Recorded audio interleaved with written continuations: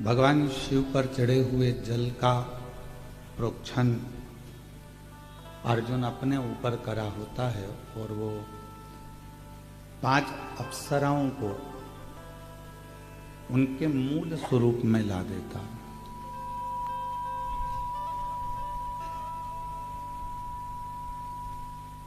शिव महापुराण की कथा का कार्य यही है, व्यक्ति को अपना स्वरूप का दर्शन कराना।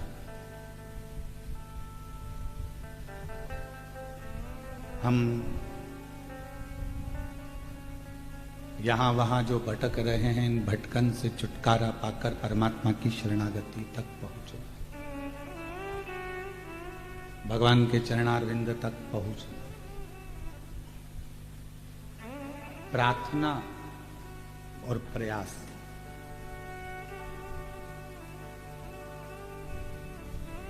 ये 2 शब्द हैं। एक है प्रार्थना, दूसरा है प्रयास। शिव महापुराण की कथा कहती है, प्रार्थना करते समय आप पूर्ण तरह से शिव पर आश्रित हो जाओ। भगवान देवादिदेव महादेव पर पूर्ण तरह से आश्रित हो जाओ तो प्रार्थना सफल होगी। अब मालूम पड़ा कि आप प्रार्थना तो कर रहे हो पर पूर्ण तरह से आप आश्रित ही परमात्मा पर नहीं।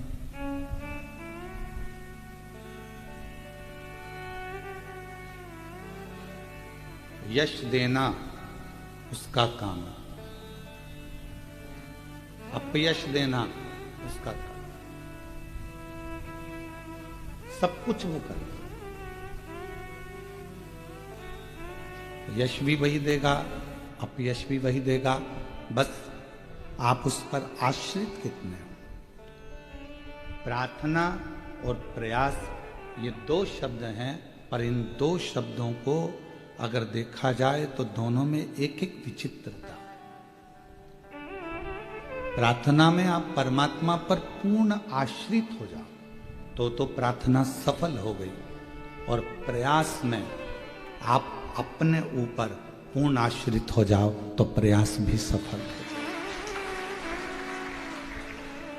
प्रार्थना कब सफल है? जब हम अपने इष्ट पर, अपने शिव पर पूर्ण आश्रित हो जाओ।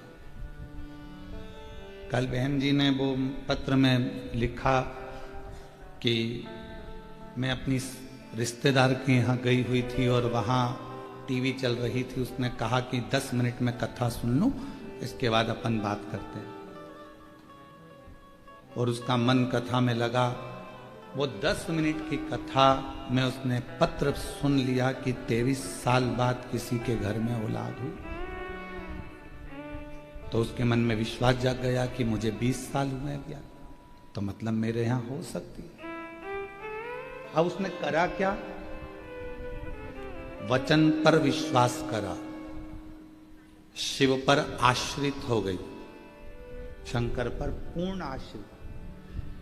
जब 1 लोटे जल से 23 साल बाद औलाद दे सकता है, तो 1 लोटे जल से 20 साल बाद भी औलाद दे सकता है।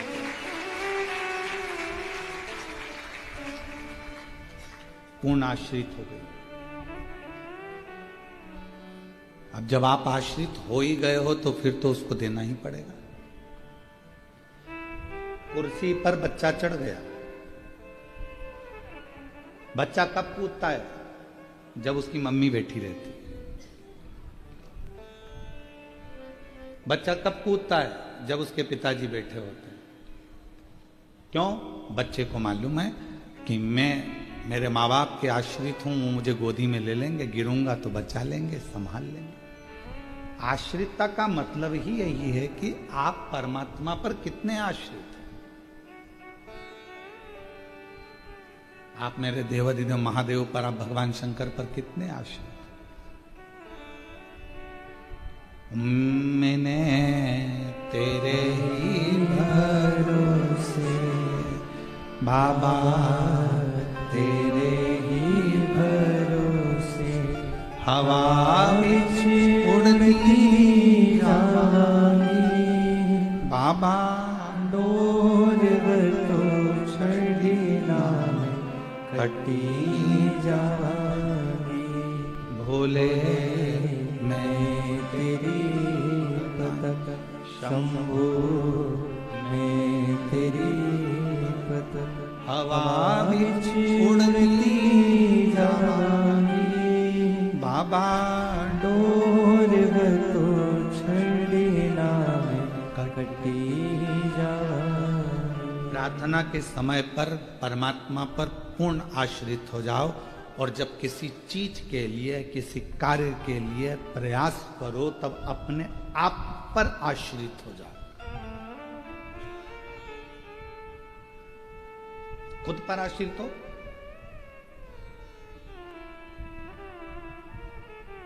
क्यों ये काम हो सकता है? मैं अपने आप पर पूरा भरोसा करती हूं, मुझे अपने आप पर फुल कॉन्फिडेंस है कि मैं कर सकता हूं।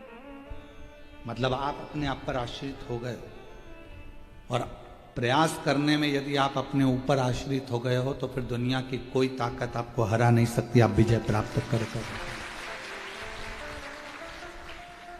स्वयं पर आश्रित हो। प्रार्थना करो तब परमात्मा पर आश्रित हो जाओ और प्रयास करो तब अपने आप पर आश्रित हो जाओ, फिर किसी दूसरे पर आश्रितता नहीं। पर हम प्रार्थना करते समय भी परमात्मा पर आश्रित नहीं होते और प्रयास करते समय भी अपने आप पर आश्रित नहीं होते। हमको भय लगा रहता है, होगा नहीं होगा, करूं ना करूं, देखूं ना देखूं, ये भय हमारे भीतर है। मैं इतने दिनों से भगवान शंकर के मंदिर जा रही हूं, मैं इतने दिनों से दीप जला रही हूं, मैं इतने 4 बार पशुपति व्रत कर लिए।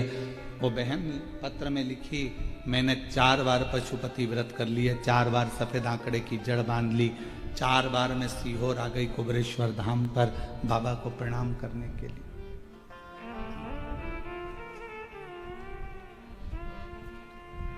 आप में से कई माताएं ऐसी हैं, कई मेरी जीजियां बैठी हैं, कई मेरे जीजा बैठे हैं, मेरी बेटियां बैठी हैं, बेटे बैठे हैं, माएँ बैठी हैं, मेरे बुजुर्ग माता पिता बैठे हुए हैं यहाँ। कई लोग पंडाल में नहीं बैठे तो घर पर कथा सुन रहे होंगे, ऑनलाइन कथा का रसतत्व ग्रहण कर रहे होंगे। कई बार आप 1 बार प्रयास करें, 2 बार प्रयास करें, 3 बार प्रयास करें, 4 बार प्रयास करें, 5 बार प्रयास करें और नहीं हुआ। आखिरी में आपने सोच लिया कि मेरी तो किस्मत ही बुरी है। अगर किस्मत बुरी होती तो परमात्मा तुमको जन्म ही नहीं देता। किस्मत अच्छी है इसलिए मनुष्य का शरीर मिल गया, किस्मत अच्छी है इसलिए अच्छे घर में जन्म हो गया, किस्मत अच्छी है इसलिए अच्छा परिवार मिल गया, किस्मत अच्छी है इसलिए शिव महापुराण की कथा मिल गई, किस्मत अच्छी है तो भगवान ने पूरा शरीर अच्छा दिया, किस्मत अच्छी है तो परिवार, पति, बच्चे, कुटुंब, कबीला सब अच्छा मिला। अगर किस्मत बेकार होती तो किसी जलगांव के चौराहे पर कटोरा लेकर खड़े रहती। उसने किस्मत अच्छी दी, भाग्य अच्छा दिया। किस्मत बेकार होती तो किसी गली में कोई पांव टूटा हुआ कुत्ता को देखना, कुत्ता को देखोगे पांव टूटे हुए को तो समझना कि भगवान ने बड़ी कृपा करी कि मेरे पांव अच्छे दे दिए। किस्मत अच्छी। क्यों किस्मत का रोना रोना? भगवान ने हमको ये लिख दिया, भगवान ने हमको वो लिख दिया। कई बहुएं अपने आप को कोसती हैं, परिवार को कोसती हैं, कई माताएं सास होना अपने आप को कोसती हैं। मेरी किस्मत में ऐसी बहू लिखी थी, मेरी किस्मत में ऐसा पुत्र लिखा था, मेरी किस्मत में ये लिखा था, मेरी किस्मत में ऐसा पति लिखा था। एक दूसरे को कोस रहे हैं और हो कुछ भी नहीं रहा, कुछ भी नहीं। क्यों अपने आप को कोस, क्यों अपने को कोस? एक कथा आपको पहले भी कही, आज फिर कहते हैं। दुनिया में किसी की सामर्थ्यता नहीं है कि कोई आपका बुरा कर दे। इसको कर लेनी चाहिए। दुनिया में किसी की सामर्थ्यता नहीं है कि कोई आपका बुरा कर दे। किसी की सामर्थ्यता नहीं, पर दुनिया में केवल एक की सामर्थ्यता है जो आपका बुरा कर सकता है। कौन है वो? आप खुद स्वयं। अपने लिए जब बुरा बुरा सोचते रहोगे, अपनी किस्मत को रोते रहोगे, तो एक दिन तुम्हारी किस्मत अपने आप बेकार हो जाएगी। तुम अपने आप को कोसते रहोगे तो एक दिन पूरे बर्बाद हो जाओगे। किसी की सामर्थ्यता नहीं कि कोई तुम्हें बर्बाद कर दे।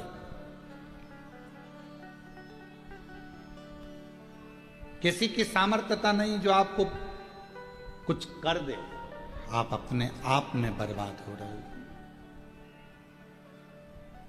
बुरा सोचकर, गलत सोचकर, गलत विचार लेकर। और मैंने तेरे ही भरोसे बाबा, तेरे ही भरोसे हवा बिछ उड़ती जानी, बाबा डोर तो छड़ी नाम कटती जानी। आप स्वयं अपनी किस्मत को प्रबल बनाओ। अपने आप को यह सोचिए कि मैं, मेरे बराबर दुनिया में कोई भाग्यशाली नहीं हो सकता। तो कितनी भी बेकार किस्मत होगी, एक दिन तुमको भाग्यशाली बनाकर ही रहेगी। अपने पार्वती जी की सहेली ने पार्वती जी से कहा था,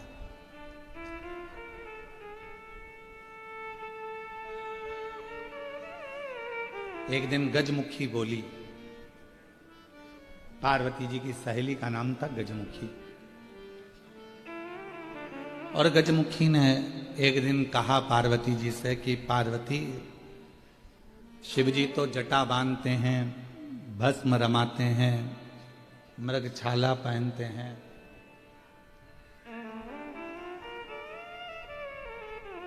और पूरा नगर का लोग कह रहा है कि तेरी किस्मत बेकार हो गई, तुझे ऐसा पति मिल रहा है।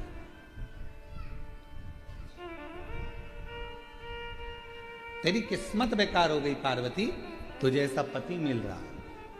पार्वती जी ने हाथ जोड़कर गजमुखी से कहा कि तूने आज तो कह दिया कि मेरी किस्मत ऐसी हो गई, पर एक बात कहती हूं, शिव जी से विवाह करने के बाद जब मैं शंकर भगवान की अर्धांगिनी बन जाऊंगी, तब दुनिया की सारी स्त्रियां मेरे पति जैसा ही वर प्राप्त करने के लिए तप और साधना करें।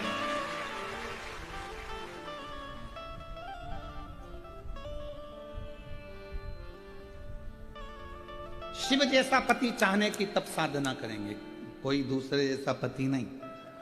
किसी माताओं से पूछो तुम्हें कैसा पति चाहिए, तो कि शंकर जी जैसा मिलना चाहिए। क्यों भैया, भगवान नारायण जैसा नहीं चाहिए? अरे वो चरण दबाते रहते हैं। क्यों भैया, राम जी जैसा पति नहीं चाहिए? अरे वो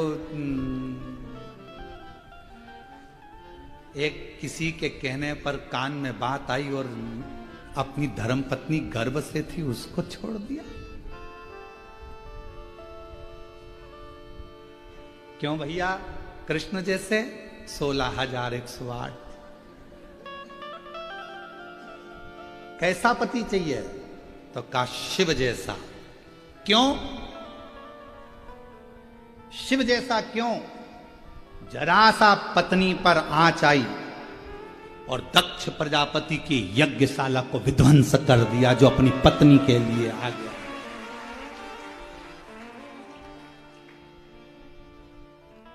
कितना प्रेम करने वाले शिवजी, जो अपने पत्नी के शव को अपने कंधे पर धारण कर कर 1000 वर्ष निकाल दिए, तांडव करते करते पूरी पृथ्वी को खंगाल दिया। कितना प्यार करते होंगे, कितना प्रेम करते होंगे। और चली गई पत्नी, प्राण छूट गए, तो उसके इंतजार में अगला जन्म लेगी, फिर मेरी बनेगी, प्रतीक्षा करते रहे, प्रतीक्षा। और एक आज का जमाना, एक मित्र के घर गया और उसको उसकी पति पत्नी दोनों का झगड़ा हो रहा था तो समझाने लगा, देखो पति पत्नी तो गाड़ी के दो चक्के हैं, संभल कर चलना चाहिए, दोनों को एक जैसे चलना चाहिए, साथ कर चलो, संभल कर चलो। पत्नी बड़ी खुश हुई कि मेरा पति में कितना ज्ञान है, वो समझा रहे थे अपने दोस्त को। चलते चलते पत्नी ने कंधे पर हाथ रखकर एक प्रश्न किया, जी आप बहुत अच्छा समझा रहे थे, पर मेरे मन में एक प्रश्न अटक गया। पत्नी ने पूछा, कौन सा प्रश्न? आप कह रहे थे कि पति पत्नी गाड़ी के दो पहिए हैं, दोनों को सम चलना चाहिए। मेरा प्रश्न ये है, मान लो एक पहिया कहीं पंचर हो जाए या बेकार हो जाए तो पति क्या करेगा? तो पति ने कहा, उसमें करना क्या, स्टेपनी लगाकर निकल जाना। झगड़ा चालू हो गया, फिर झगड़ा प्रारंभ हो गया। प्रत्येक पार्वती जी कह रही है, दुनिया की जितनी स्त्रियां हैं, दुनिया की जितनी माताएं हैं, वो मेरे पति जैसा पति मांगने का प्रयास करेंगे कि हमको शिव जैसा पति मिले। शिव जैसा पति मौन, शांत, कंठ पर विष भरा हुआ है, मस्तक पर चंद्रमा है, फिर भी अपशब्द मुख से निकलते नहीं, कभी आड़ाते नहीं, कभी आड़ाते नहीं। बल्कि पार्वती जी कहती हैं कि मैं क्रोध कर लेती हूं पर मेरे पति क्रोध नहीं करते मुझ पर कभी। और एक दिन तो ऐसा हो गया कि मेरा क्रोध का इतना पारा बढ़ गया कि वो क्रोध मेरा जब समाप्त नहीं हो रहा था, मैं देख ही नहीं, पति जमीन पर लेटे हुए थे और मेरा चरण उन पर लगा गया। मैं भद्रकाली दक्षिणेश्वरी बन गई, कालका बन गई। मेरे क्रोध को उन्होंने संयमित कर दिया। मैं देख नहीं पाई, समझ नहीं पाई। मैंने उनके चरण पकड़ लिए कि मेरा पांव आपको लग गया, आपको बहुत गुस्सा आया होगा, क्रोध आया होगा। इतने में मेरे पति देव अधिदेव महादेव कहते हैं, पार्वती क्यों चिंता करती है, किस बात का क्रोध, तेरा क्रोध शांत हो गया ना, बस बहुत है। तू नम्र ले रहेगी, तू मिठास पूर्ण रहेगी पार्वती, तो ये सारा ब्रह्मांड अपने आप मिठास पूर्ण रहेगा। तू सहज हो जा, तू सहज। कितनी कृपा, कितनी करुणा, कितनी दया। कौन है जो अन्य देवता जैसा पति मांग रहा है? करवा चौथ का व्रत करते हो तो शिव जैसा पति चाहिए, तीज का व्रत चाहिए तो शिव जैसा पति चाहिए। भगवान ऐसी कृपा करना, शिव जैसा पति मिले।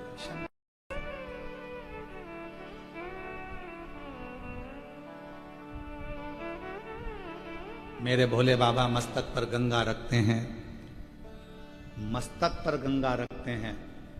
जगत का पुरुष जब अपने घर के अंदर प्रवेश करे, दुकान पर कितना भी टेंशन हो, व्यापार में कितना भी टेंशन हो, परिवार में बाहर कितना भी टेंशन हो, पर घर में आते समय तुम्हारा भेजा ठंडा होना चाहिए, मस्तक पर गंगा होना चाहिए, थोड़ी शीतलता तुम्हारे भीतर होना चाहिए। ये शिव कथा कर। तो प्रार्थना और प्रयास, प्रार्थना में पूर्ण आश्रितता भगवान पर रख दो, प्रयास में पूर्ण आश्रितता अपने ऊपर कर दो, पूर्ण आश्रित।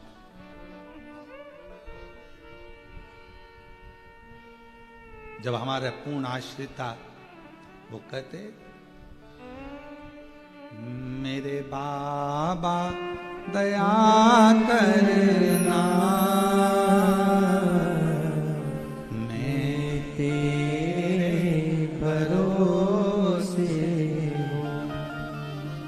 भोले बाबा दया करना, मैं तेरे भरोसे हूँ। ना घर के भरोसे हूँ, ना परिवार के भरोसे हूँ, ना घर भरोसे हो,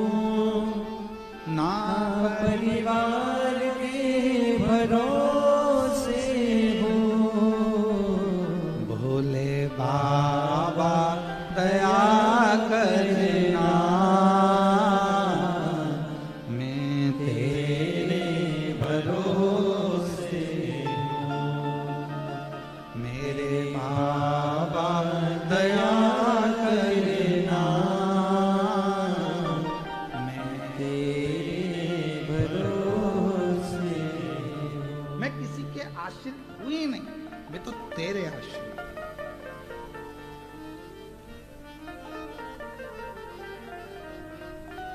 मैं किसी दूसरे पर आश्रितता मेरी है ही नहीं।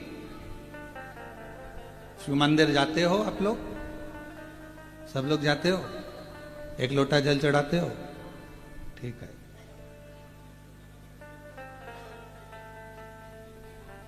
लोटे का पूरा जल चढ़ा जाते हो? पूरा की पूरा जल चढ़ाते होगे ना, फिर बाद में उसमें चढ़ा हुआ जल लेकर आते हो, पर चढ़ाते तो पूरा हो ना। ठीक है। चावल का दाना पूरा चढ़ाते हो ना, आखा? बेलपत्र, धतूरा, पुष्प,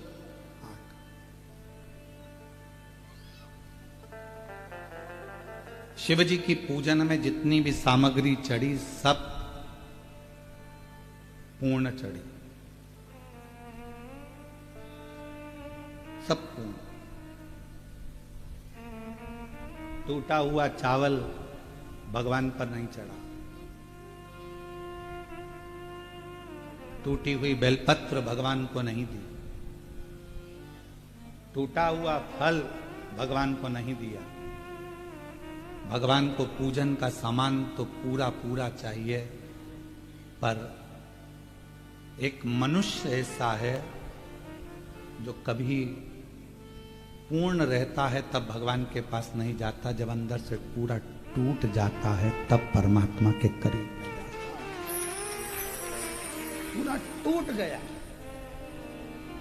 परिवार ने, नातों ने, रिश्तों ने, कुटुंब ने, कबीले ने, लोगों ने जब ताना दिया, शब्द कहा, कहीं कर्जे में, कहीं तकलीफों में जब फंस गया, बीमारी में जब पूरा टूट गया, जब हर तरह से हताश हो गया, तब वो शिव के द्वार गया, तब वो शब्द